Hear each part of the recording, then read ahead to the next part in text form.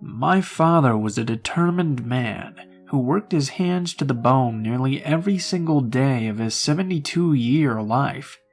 Even after we basically forced him to retire and relax for once, he was always busying himself on some project around the house. Mom used to joke that she swears he was born wearing a hard hat, and growing up we all believed it. I didn't see a lot of him during childhood, as most of his time was completely devoted to his career. He was a rare earth elements miner, and often took part in risky but lucrative ventures all around the world. He would sometimes be gone for months at a time, but when he did return, he never had any shortage of stories to tell. His work took him everywhere, from the smoldering deserts of the Sahara to the windswept tundras of Siberia. This was back in the 60s, when many countries around the world were first discovering rich deposits of valuable minerals due to advancements in technology.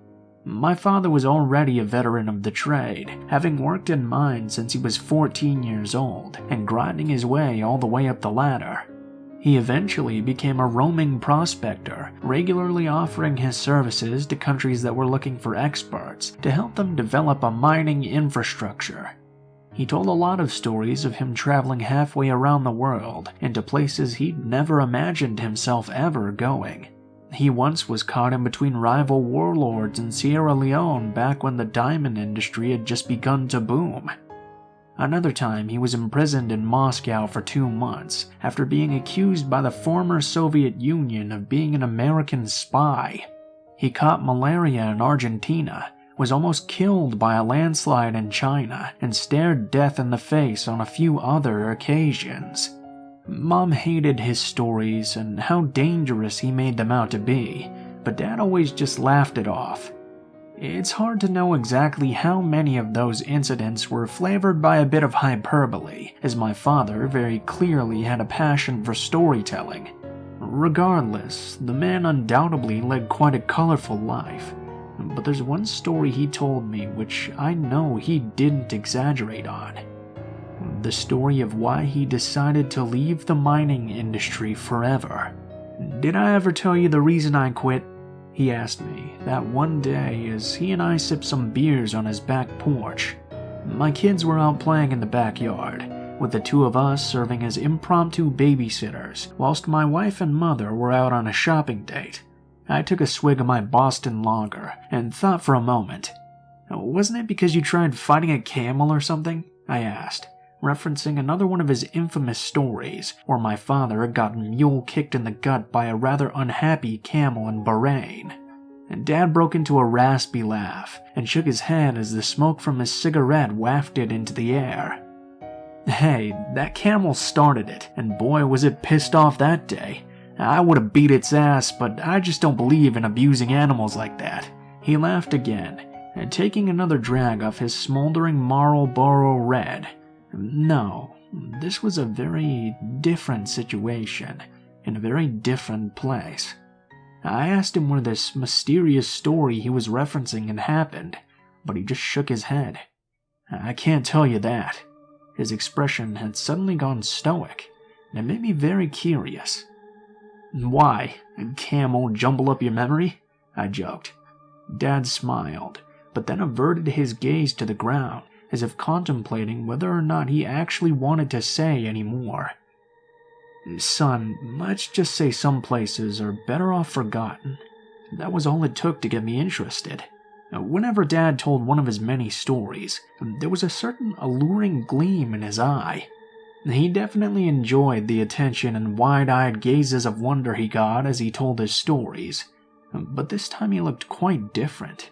It's like what he was pondering was something that deeply troubled him.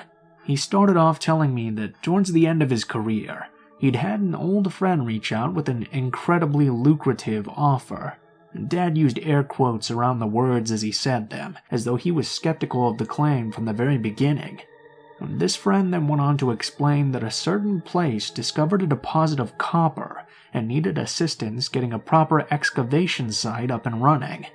Dad spent some time corresponding with his friend and learning the details of the operation. He said he honestly wasn't very interested in taking on the project, but after his friend revealed the hefty sum of money being offered, he just couldn't turn it down. So Dad accepts, and a few weeks later he's on a plane, bound for his new office in this undisclosed location. He said the journey to get there alone took him over 24 hours to reach the spot, so wherever it was, it had to be outside of North America. Dad was very careful when he told his story to not give me any clues about where this place was, and I didn't really understand why at first. So, Dad finally steps off the plane, and his friend, who I'll just call Carl from here on out, picks him up. The two of them discuss details of the operation, while they drive another 3 hours to reach the spot. And partway through the trip, and Carl drops a bit of a nuke on the conversation. So, we've encountered a bit of an issue. Dad stared at him, and said he was dreading where the conversation was headed. "What do you mean?" Dad replied, causing Carl to almost immediately backtrack. "Well, okay, not necessarily an issue, more like a curiosity, really." Carl then explained to him that as he and his team were inspecting the site, they'd found some things that they didn't expect. The location they were headed was a small cavern, nestled near the base of a mountain in a small gully. It was a spot that was well known to locals for generations, but none of them really paid it much attention until someone had ventured a little deeper inside. Apparently the cavern stretched out a lot farther than anyone ever expected, and not far inside they made a very interesting discovery. One of the prospectors found a large, circular stone slab. It was just lying there on the ground at the end of one of the corridors, but the shape made it clear that someone had cut this intentionally. This meant that there was a possible conflict of interest brewing. If it was discovered that the site contained evidence of ancient remains, then it must be turned over to archaeologists instead. The district that the site was located had a mandate to always prioritize archaeological ventures over any industrial ones.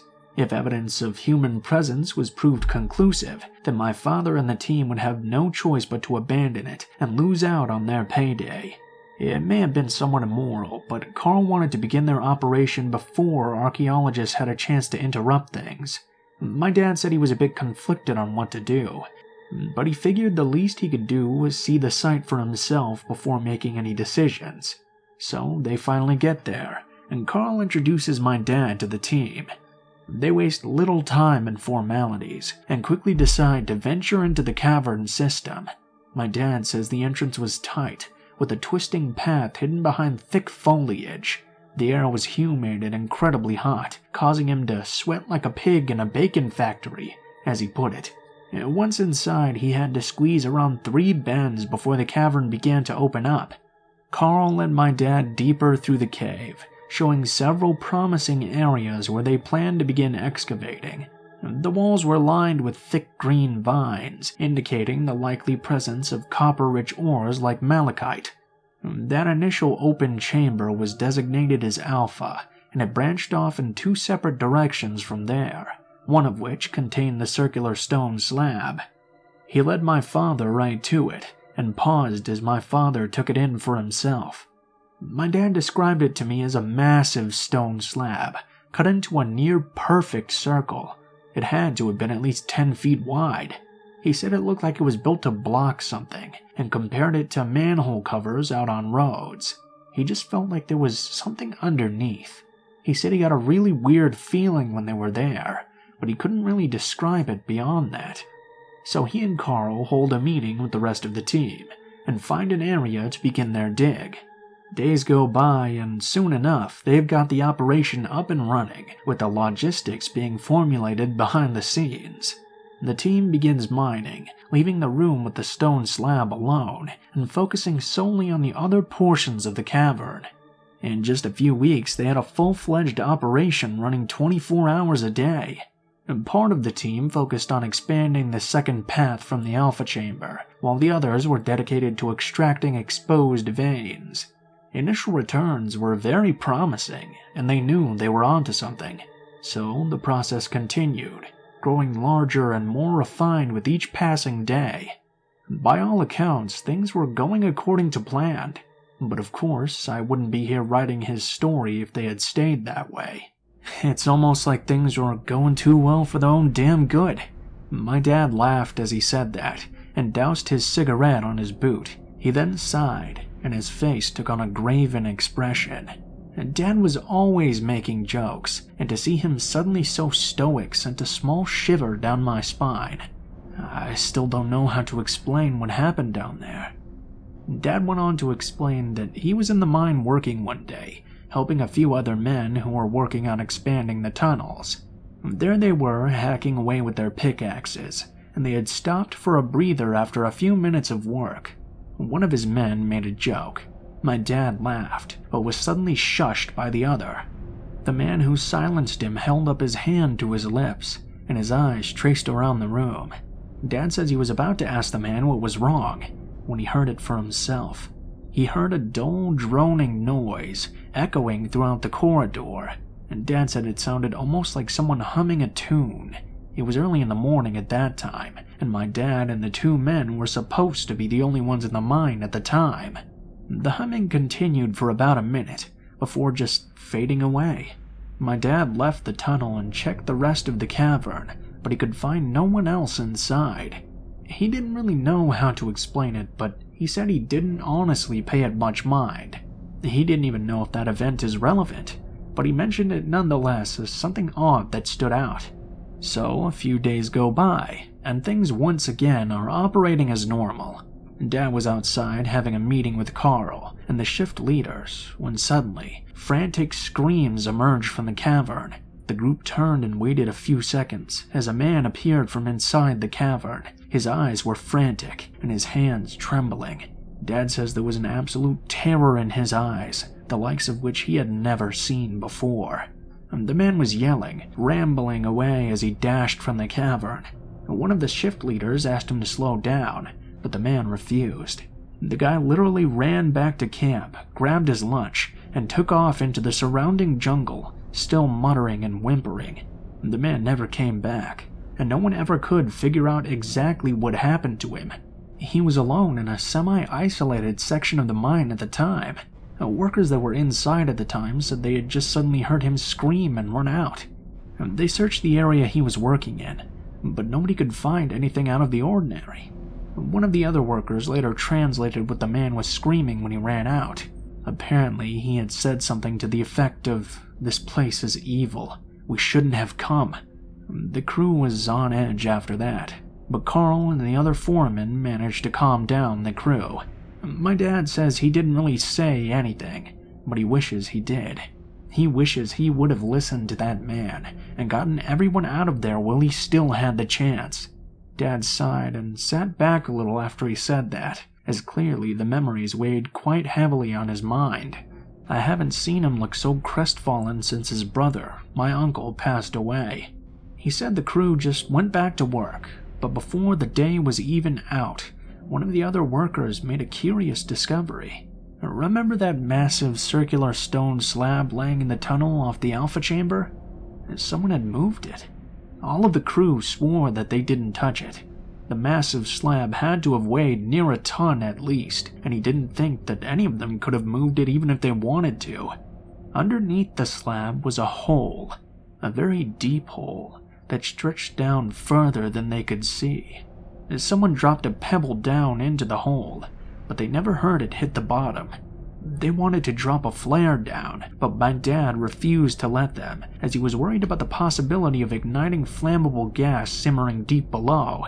He felt a wave of dread roll over him as he stared down into that black pit, and described it as feeling like something was staring right back up at him. And despite the worrying circumstances, the men continued operations. Things went smoothly after that, but no one went near the hole. Dad said that a few times he could have sworn he could hear whispers in his ear. The rest of the men seemed on edge as well, with the normal jovial conversations all but suddenly absent. Everyone just wanted to make it through the day. Over the next few days, he began to feel like something was very wrong. He said a few times he could have sworn he heard whispers in the mine. They were always faint, and he couldn't be sure that he had actually heard them. He also said he'd see weird shadows that seemed to move in unnatural ways. They were always distant, always just out of sight to where he could never get a clear look at them. He had to have had at least 5 instances of thinking he saw something. He also started to have trouble sleeping, as horrific nightmares plagued him each night. He could never remember any of the details of them, but he vividly remembers waking up in a frantic sweat. At the time, he just chalked it all up to stress and a lack of proper sleep. Miners are known to have their minds play tricks on them. It's a condition they knew well as miner fever. Being underground in the dark for a while can do strange things to a man's mind. His expression was deadly serious when he said that, and I knew he wasn't exaggerating. He emphasized that that was probably his single biggest regret. Everything in his mind was screaming for him to leave, but fear of ridicule and loss of income compelled him ever onward. It's not an excuse, I know. It's just a fool's attempt to rationalize the impossible. Then, about a week after the slab was moved, it happened. My dad was in the cavern with Carl and a few others, when there was a sudden loud crack. The men fell silent and waited a moment as the sounds of faint rumbling began. They knew all too well what that meant, and without wasting another second, they all scrambled for the exit. But it was too late.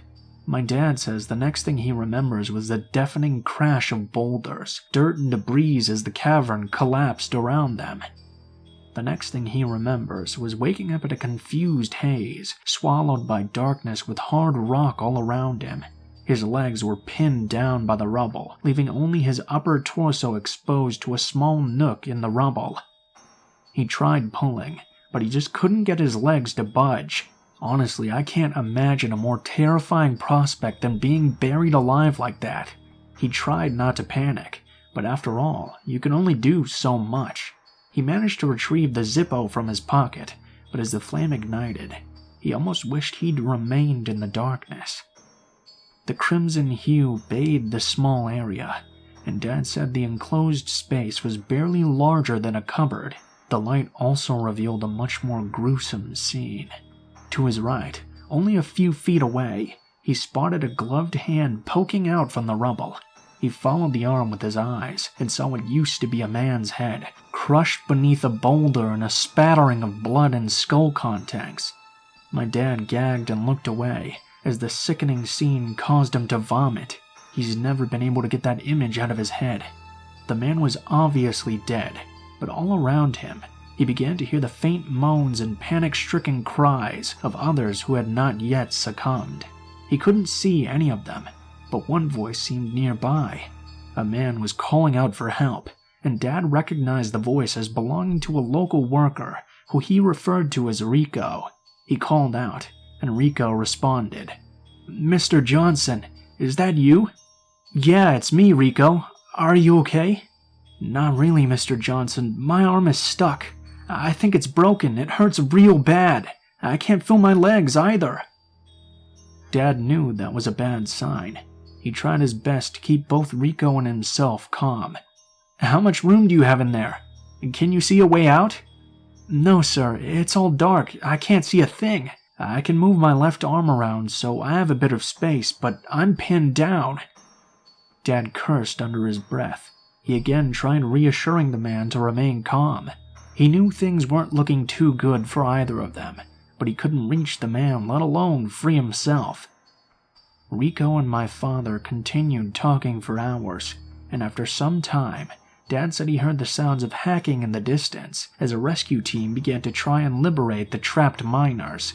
Rico told my dad about his family, his wife, and 2 sons. He feared that he was never going to see them again. My dad did his best to keep his spirits up, but he admitted to me that he too shared those same fears. The 2 of them could do nothing but wait and pray that the rescue would arrive before the Reaper did. Guillermo was right. Rico said the words suddenly, referring to the same miner that my dad previously mentioned, who had seemingly gone crazy and fled the site only a few days earlier. "What do you mean?" my dad asked.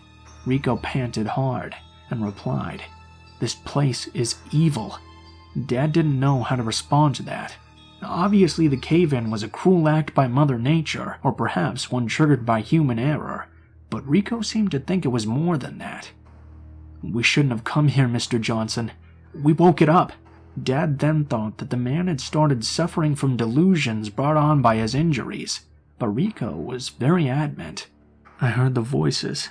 I saw it. It told me to go. I should have listened." Dad thought the man was losing his sanity and continued to try and reassure him. It didn't seem to do much, and not long after, Rico stopped responding altogether. Dad said he could hear him whispering desperate prayers and weeping quietly. He didn't know at the time how long they had been there, but the situation began to wear heavily on my father as well. His stomach growled from hunger, his lips were dry, and his head throbbed from dehydration.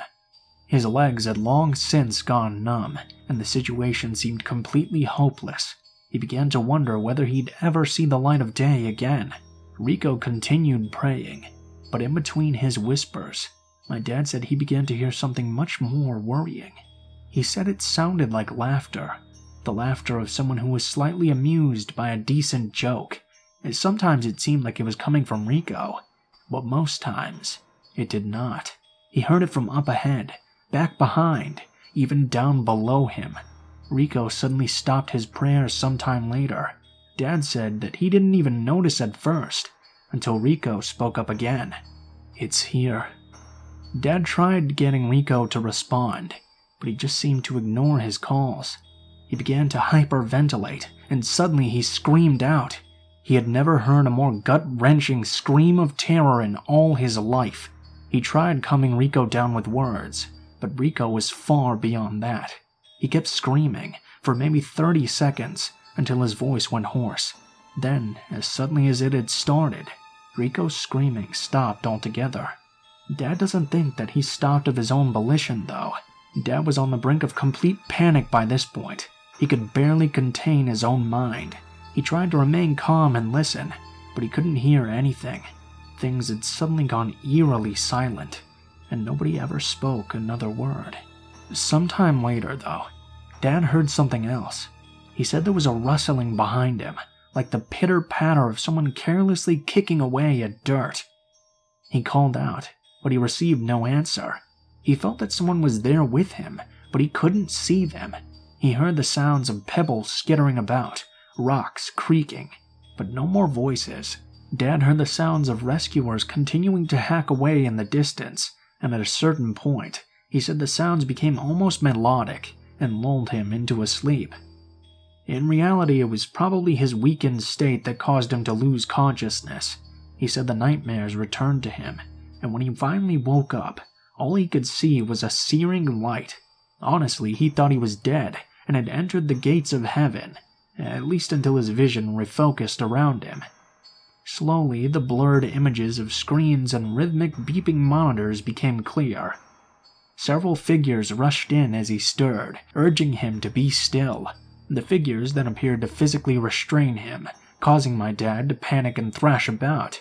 He only stopped once he recognized the voice of Carl. Rob, it's me, Carl. Easy there. You're okay now." Dad ceased his struggling as the face of his old colleague emerged. He took a deep breath and tried remembering what had happened. Carl then told him everything, about the cave-in and the ensuing rescue attempts to free the men. Dad had been trapped underground for almost 6 days. He was starving, dehydrated, malnourished, and had 2 broken legs when they finally dragged him out of that hellhole. But he was one of the lucky ones. He told my dad that he'd been unconscious for 2 full days, and doctors weren't sure if he'd ever wake up. My dad's memory of all this was fuzzy, and he had clung to the hope that what he had seen were just figments of some fever dream. But Carl seemed to confirm the contrary. He explained that the rescue team had pretty much cleared the entire cave-in by that point, but my dad was the only one they had found. "How many died?" my dad asked. Carl sighed and sat in the chair beside his bed as he shooed all of the nurses out of the room. 7 unaccounted for. That response confused my dad. What do you mean, unaccounted for? There was someone right beside me, and I heard Rico. Dad trailed off, and Carl just shook his head. Not when we found you. What? Rob, they didn't find any bodies. Dad didn't know how to respond to that, and it seemed Carl didn't either. It doesn't make any sense. The rescue team has cleared all the debris out by now, but there's just no remains. There's no trace of any of them. Silence fell between them both, as they both seemed at a loss for how that could possibly be true. Maybe they found another way out. Maybe they're still down there. My dad tried to argue, but Carl didn't seem convinced of that logic. My dad said that, truth be told, he wasn't either, but he refused to just give up on them. Carl cleared his throat. Rob, they've searched the entire system. There's nothing. Carl lowered his head, and my dad was still reeling. How is that possible? My dad asked. Carl just shook his head again. I don't know, but you remember that big-ass slab, right? Yeah? Carl crossed his arms and scoffed, as if what he was about to say would seem unbelievable. Well, now it's back on top of that hole, just like it was when we found it. Dad looked at Carl, telling me that he was at a complete loss for words. Yeah, I don't understand it either. Maybe the cave-in moved it, although I don't see how that would happen. Or maybe something else did. Dad said shivers shot down his spine when Carl said that. He remembered Rico's words, but when he had heard them, he thought they were just the ramblings of a fatally wounded and starving man. He was forced to confront the thoughts again in that moment, but even as he was retelling his tragic story to me, some 19 years after it happened, he still doesn't know what to think. Carl then sighed and stood up from the chair. He gave my father a look and put his hands in his pockets. We may never know what happened down there, but I think enough damage has been done. I'm shutting down the project. It's the only thing to do. And get some rest and give me a call when you're ready to go home. I'll get you a flight. Carl began to walk away, but my father posed him one final question. Did they find out what caused the collapse? Carl looked back at him, and all I could do was sigh. Nothing conclusive yet. Seismic readings in the nearby town came back normal. We could have struck a root of the system, but somehow I doubt it. Carl lowered his head. I think there are just some places that are just better left off alone. Carl then left, and my dad was alone with his thoughts once more. He signed himself out of the hospital later that day, and 24 hours later he was on a plane back home. I remember this time well. I was maybe 16 when Dad came back home in a wheelchair. Mom was furious and distraught at the sight of her temporarily crippled husband. We were all concerned for our father, but he assuaged our worries. He told us that he had been in a car accident and apologized for worrying everyone, but he would make a full recovery soon. He did just that after a few months of physical therapy, but clearly the mental wounds never really healed. I'm sorry I lied to you, son, but I just didn't want to worry you. I didn't even know how to explain it all. Your mother probably would have broken my arms too if she knew what really happened. He laughed as he said it, but I did not. I was still trying to absorb the crazy story he just told me. You really went through all that, didn't you? I asked, demanding his confirmation one way or another. He was well known for his wild stories after all, and part of me expected him to admit he was just pulling my leg. He sighed and just looked me dead in the eye. It's the truth, son, and that's the reason I left the industry forever. The way I see it, God gave me a second chance that day, and showed me that there are things in this world that we're not meant to find. Dark things that we have no power over. I talked with him for a while after that, asking more questions about the story, which I'd pretty much described already. I tried to get him to reveal where this story took place, but he always refused. Throughout every word he spoke, he maintained that his story was the truth. I eventually asked him permission to share his story with others, and he agreed. So here I am, sharing his story for all who would read it. My father would be pleased to know that another one of his tales has entertained people, even so long after he's gone. I wish everyone could have known him like I did. and seen the desperate fervor in his eyes when he told me this story. Regardless of whether you believe his story, or were just entertained by some words on a screen for a few minutes, I think we can all agree that some things are just better off left buried. There are things that we as a species are just not prepared to encounter, and God help us all if anyone ever digs them up again.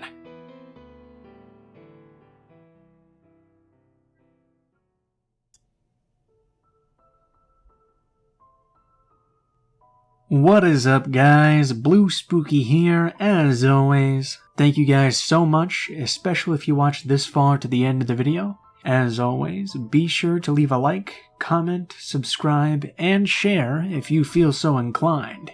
If you have any criticism for me, please be sure to leave it in the comments below, as I'm always looking for new ways to improve the channel. Tonight's episode was something a little bit different that I wanted to try out. Tonight for you, we read The Reason Why My Father Quit Mining Forever by ZachariusFrost, of course, with the man's permission. He writes a lot of entertaining creepypastas and no-sleep stories, so I'll leave a link to his stuff in the description below, and I'll also leave a pinned comment with a link to his Reddit profile where he posts all his stories, so you guys can be sure and go check that stuff out if you like it, cause he has a lot of other stories that are just as good as this one. Please let me know what you thought of the no-sleep stuff, because I'm thinking about doing that in between the days when I do true scary story stuff. Just to branch out a little bit, reading no-sleep and creepypasta, just for some fun. After all, that's part of what my channel was originally supposed to be based on before I just solely started doing true scary stuff. I'll probably also alternate with SCPs in the middle somewhere there too, since those are usually relatively short to record, and they're also a lot of fun, and I get to use my robot voice, which is always exciting. So yeah, give me any feedback that you guys have. Let me know how the audio mixing was, how the music sounded and everything. I tried to go through and put the individual pieces in places where I thought they would enhance the mood. But if I kind of fudged it up somehow, the music doesn't really fit the situation, or it sounds too loud or too soft, let me know so I can adjust that in the future, because I'm not really used to doing these story readings. If you guys want to message me, or if you have any stories that you'd like me to read, or any stories that you'd like to send in yourself, fictional or otherwise, please be sure to take a look in the description below, as it contains links to all of my social media, including my Twitter, Gmail, and Facebook accounts. If you do decide to send in a story, please be sure to include in the tagline what the name of the story is, if it has one, the theme of the story, if it has one as well, and how you would like to be credited in the description of the video the story appears in. If you do decide to send in a story as well, please be sure to include as much detail as you are comfortable with, and make sure it is grammatically correct, as sometimes people send in stories that are unfortunately just a little bit too short to be read, as I can read through them in about a minute or so, and those aren't really long enough to make a video out of, unfortunately. So try your best, guys, and I will definitely let you know as soon as your story gets read. If you guys are curious about the music at all used in this video, all of that is always listed in the description below in the order of which it appears. As always as well, thank you very much to my friend Alan, who makes all of my artwork for the channel essentially. His art is extremely great. He features in art galleries and stuff. I leave links to all of his social media and the places where you can contact him for commissions and everything in the description below, so if you like his work, please be sure to check him out and give him some love as well. Overall, a bit of a new thing tonight, but I think that's everything, guys. Thank you so much for watching, and I hope you guys have a great day.